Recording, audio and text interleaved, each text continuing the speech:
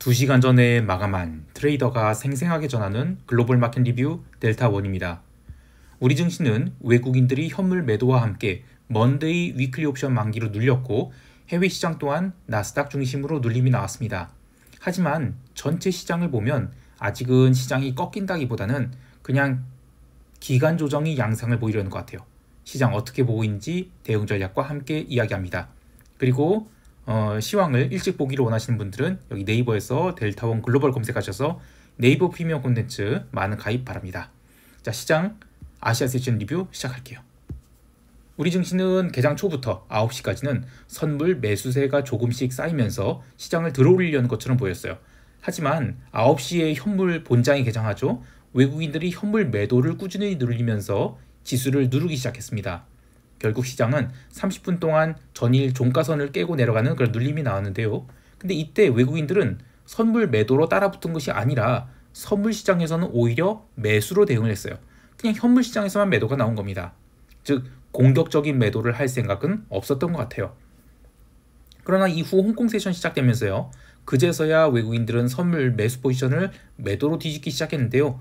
이것 또한 현물은 종가까지 4,600억 넘게 매도가 선형적으로 나온데도 점심시간 끝나고 나서는 선물 매도분을 점진적으로 청산해서 당일 선물 포지션은 사실상 중립으로 넘겼습니다. 게다가 오후 1시 30분 이후에 선물 매도분을 청산할 때는 선물 베이시스가 급격히 좋아지면서 이론 베이시스 대비 0.4포인트나 강세를 보였는데요. 그만큼 시장의 유동성이 부족한 가운데 외국인들이 선물 포지션을 움직이면 시장이 가볍게 반응한다는 것입니다. 금요일 해외 시장이 종가 고가로 마감한 것을 감안한다면 우리 시장이 이 정도로 눌린 것은 좀 의외라고 할 수 있겠는데요. 그러나 거시적인 관점에서 보면 우리 시장을 당길 주체도 없고 또 크게 밀어낼 주체도 없는 상황이에요. 그래서 계속해서 370포인트를 중심으로 횡보가 이어진다라고 보는 것이 맞겠습니다. 현물 시장에서 외국인들은 삼성전자를 2,800억, SK하이닉스를 2,000억을 선형적으로 매도를 했어요. 그럼에도 불구하고 주가지수는 고작 0.43%만 하락했죠. 주식을 보통 이렇게 하루 종일 쉬지 않고 선형적으로 매도하는데도 시장이 잘 버틴 것은 LG에너지솔루션이나 네이버 같은 그동안 오랫동안 죽어있던 종목들이 고개를 들면서 나타난 현상으로 보는데요. 자, 이거를 시장을 긍정적으로 해석한다면 야, 이거 순환매가 돈다, 그렇게 볼 수도 있어요. 하지만 저는 꼭 긍정적으로 보이지 않는 것이 이제 옵션 만기 2주밖에 안 남았어요. 그런데 이번 만기는 쿼드러플 만기죠. 코스피 200 지수 바스켓 구성 종목이 비율을 맞추기 위해서라도 상대적으로 그동안 덜 언더웨이트된 그런 종목들을 매수해줘야만 만기 결제 때 트래킹 에러가 안 나요. 그런 의미에서 매수가 들어온 것을 보기 때문에 이걸 뭐 순환매로 보는 것은 뭐 요즘 말로 하면 이 원형적 사고 뭐 그런 것 같아요. 그 참고로 이 원형적 사고라는 거는 그 장원영이라는 걸그룹 멤버의 이름을 딴 일종의 밈인데 저는 그분이 누군지 몰라요. 근데 여하튼 초긍정적인 태도를 의미한다고 하네요. 근데 여하튼 그 뭐 이거는 그냥 만기 결제 때문에 매수한 것이다, 이렇게 보고 있어요. 자, 다시 시황으로 돌아와서 선물시장에서 미결제 약정은 장중에 25만 9천 계약 조금 넘기기도 했는데 오후 1시 30분 이후로 미결이 모두 다 빠져나가 버렸거든요. 그래서 다시 25만 5천 계약대로 내려왔어요. 근데 이 구간에서의 미결 변화는 오전 10시 30분에 선물 매도로 전환했던 외국인들이 매도 포지션을 청산한 정도라고 봐요. 그래서 전체 추세에는 영향을 미치지 않은 그냥 단기 매매였다고 봅니다. 옵션 시장에서는 전반적으로 거래가 한산한 가운데 먼데이 위클리 옵션 만기를 맞이해서 기관들이 콜 옵션을 대량 매도하면서 지수를 눌렀는데요. 매도한 위클리 옵션이 거래 상대방이 재밌게도 개인이 아니라 외국인이었다는 게 특이합니다. 기본적으로 기관들은 콜 매도 중심으로 양매도 대응을 했고요. 오전 10시 30분 이후로 시장을 눌러대는데 점심시간 이후로는 시장이 더 이상 안 밀렸거든요. 그럼에도 불구하고 기관들이 콜 매도를 늘렸다는 것이 특징이에요. 그걸 또 외국인들이 그대로 받아갔고요. 결국 지수는 장마감 직전보다 0.3포인트 더 눌려서 끝났는데 손님들이 별로 없는 시장에 마켓 메이킹하기가 참 힘들 것 같아요. 먼슬리 옵션 또한 지수가 눌리면서 다이어트가 되는데 지난주 내내 변동성이 거의 빠지지 않는다는 점에서 오늘이 옵션 가격 다이어트는 당연한 흐름이었다고 봐요. 개장 후 30분 동안 지수가 눌릴 때 함께 눌린 콜 옵션은 점심시간 이후 시장이 아주 조용한 반등 시도를 하니까 전혀 살아나지 못했어요. 오전이 지수 하락은 콜 옵션 눌림을, 그리고 오후에 지수가 아주 작게 반등한 것은 외가격 풋옵션을 누르는 효과를 가져오면서 V코스피 지수를 드디어 20포인트대로 밀어넣게 됐습니다. 하지만 여전히 해외 시장 대비 변동성 수준은 굉장히 높아요. 주가 지수가 밀렸다고 하지만 상단 배리어를 390에서 385 정도로 낮춘 것은 이제 옵션 만기 2주 차에 들어서게 되면서 조이기를 할 수밖에 없으니까 내린 것이지, 공격적인 하방을 본다면 350포인트의 하단 레인지를 아래로 내렸겠죠. 근데 그건 그대로 유지하고 있어요. 그래서 지금은 그냥 기간 조정이다. 그래서 이번 주에는 385에서 350포인트 사이에서 점점 좁혀나가면서 아래로 수렴할지 아니면 위로 수렴할지, 이거는 이제 엔비디아 실적 발표 이후에 시장 반응이 결정짓게 될 것 같아요. 여하튼 아직은 공격적인 상승, 공격적인 하락 없다라고 보고 있습니다. 하나 더, 어제 키옥시아라는 그 일본의 낸드 메모리 업체가 일본 증시에 10월에 상장 예정이라는 발표가 있었어요. 그러면 반도체 섹터 전체에 대한 비중이 늘어날 상황은 아닌데 섹터 내에서 새로운 대형 종목이 상장된다? 그러면 포트폴리오를 운영하는 입장에서는 기존의 뭐 삼성전자든 아니면 마이크론이든 이런 반도체 주식을 덜어내야 할 수밖에 없어요. 근데 이것이 글로벌 반도체 섹터를 어느 정도 누른 그런 역할도 할 수 있을 것 같아요. 아니면 그냥 반도체 업황 자체가 꺾여서 반도체 매도가 나온 걸 수도 있고요. 자, 이제 유럽 세션 넘어갈게요. 유럽 증시는 어제 영국 휴장이었죠. 그래서 하루 종일 유럽 증시 전체도 그냥 좁은 박스 안에서 횡보를 했어요.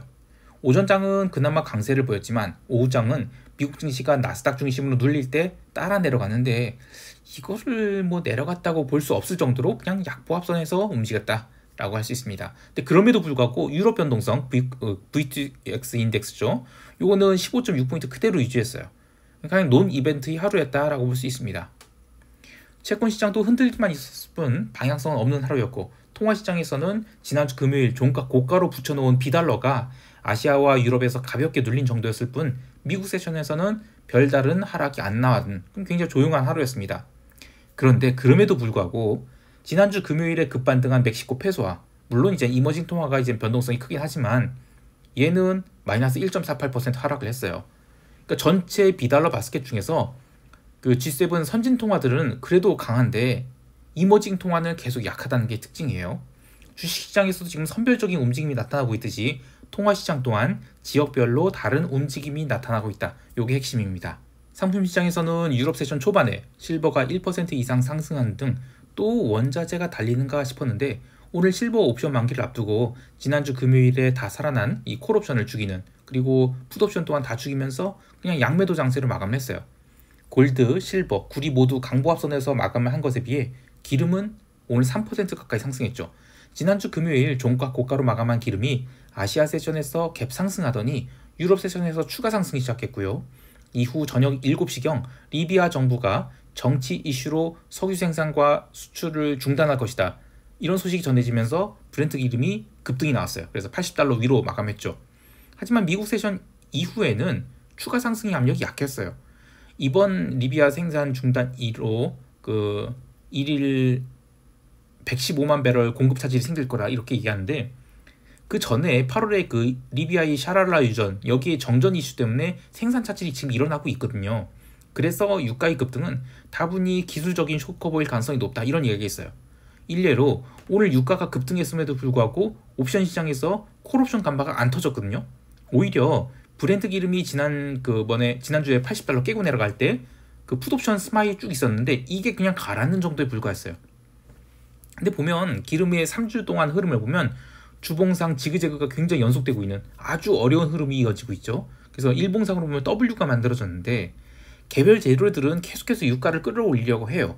그러나 아직은 펀더멘털이 상승 추세로 전환됐다라고 말할 수는 없는 것 같아요. 그래서 유가 변동성만 계속 죽이고 있다, 이렇게 보고 있습니다. 자, 이제 미국 세션 넘어갈게요. 미국 지수 선물은 오전장에 상대 강도가 분명하게 드러났는데 유럽 증시가 약간의 상승을 하는 가운데 러셀은 0.5% 넘는 갭 상승으로 출발했고요. 강보합 출발한 다우지수 선물은 개장 후 1시간 동안 줄기차게 상승하면서 신고가 갱신 시도를 하기도 했습니다. 하지만 나스닥 선물은 개장 초 약간의 반등 시도가 나온 뒤 꾸준한 매도가 쌓이기 시작했고요. 그렇게 해서 첫 1시간 동안 300포인트를 스트레이트로 급락시키는 그런 움직임이 있었습니다. 시장에 별다른 재료나 경제지표 발표가 없는 상황에서 나스닥에 이런 강한 매도가 나오는 경우에는 매도 압력이 사라질 경우 강한 반등도 나오기 마련인데 오늘은 반등다운 반등이 없었어요. 이것은 지난주까지 당긴 것은 이제 끝난 거고 최소한 기간 조정에 들어간다 이런 의미가 되겠습니다. 어제 유튜브 멤버십 감마 등급 회원과 텔레그램 채널을 통해서 미국 세션 실시간 브리핑할 때 말씀드렸듯이 아무리 나스닥이 하락한다 하더라도 러셀이나 다우가 어느 정도 버텨준다. 그러면 시장은 그냥 기간 조정 지속으로 볼 수 있어요. 근데 만약에 러셀이 마이너스 한 1% 넘는 음봉이 나온다. 이러면 시장 분위기가 약간 달라질 수 있다고 봐요.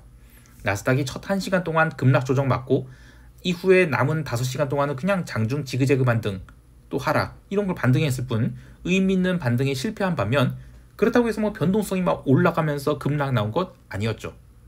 시장에 당장의 리스크는 사라진 것처럼 보이지만 나스닥을 끌어올리려는 압력 또한 없었다 이것입니다.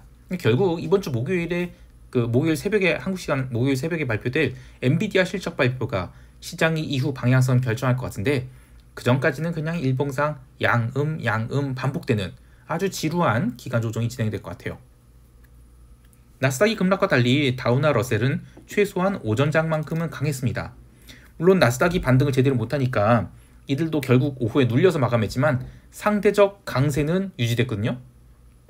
기름 주식이 계속 이평선에서 반등하면서 오늘도 강세를 보인 것도 그렇지만 코카콜라의 신고가 갱신 그리고 3M 같은 전통산업 주식들이 강세를 보이는 것 또한 시장이 바로 부러지기보다는 기간 조정의 가능성이 더 높다 이렇게 볼 수 있을 것 같아요. 그리고 나스닥 종목이긴 하지만 코스트코 홀세일 오늘 1.46% 상승하면서 7월에 기록한 올타임 하이에 코앞으로 다가왔어요. 또 월마트도 지난주에 기록한 올타임 하이에 별반 차이 없는 가격에 올라와 있죠. 사실 좀 이해가 안 가는 게 미국이 신용카드 3개월 연체율이 계속 오르고 있는 상황에서 어떻게 리테일이 좋을 수 있나 싶어요. 금융주들은 JP모건이 개장 초 ATH 살짝 찍고 밀렸는데 골드만삭스는 1.16% 하락한 등 이번 주는 조금 실려는 것 같아요. 그리고 또 찰스 슈왑 증권주죠. 얘는 증시가 계속 강세를 보이니까 고개를 좀 들려는 것 이것도 특징입니다. 전반적으로 시장이 조용해서 코멘트할 것은 없는데 그냥 기간 조정 진입이다 이렇게 보고 있고요. 미국도 우리 시장처럼 급등도 급락도 없이 일봉상 위아래 흔들면서 다음 주까지 조심스럽게 흘러내릴 것이다 이렇게 보고 있습니다. 변동성은 장 초반의 갭상승에도 불구하고 얼마 죽지 않았어요. 장중 조정이 나온데도 제대로 상승하지 못한 채 아무런 이슈가 없는 하루를 그대로 반영했는데 일중 흐름이나 잔존이를 감안한다면 변동성 선물 9월물이 가격은 싸다고 할 수 없는 수준입니다. 근데 이거는 변동성 자체가 그냥 레벨업 되어 있을 것 같아요. 그래서 그런 것 같아요. 또 이는 10월물 변동성 선물도 마찬가지인데요. 이번 8월에 변동성이 과도하게 튀어버린지라 변동성 선물 기간 구조가 모두 상향 조정됐어요. 그래서 한동안 변동성 선물을 추세적으로 매수해서 큰 시세가 나온다? 이거는 답이 안 나올 것 같아요. 자, 이제 시장 총평하면서 대응 전략 이야기할게요. 우리 증시는 종합주가 지수로 본다면 지난 16일 이후 계속 횡보 중입니다. 그러나 여전히 플러스권에 위치했거든요. 근데 코스피 200 지수는 마이너스예요.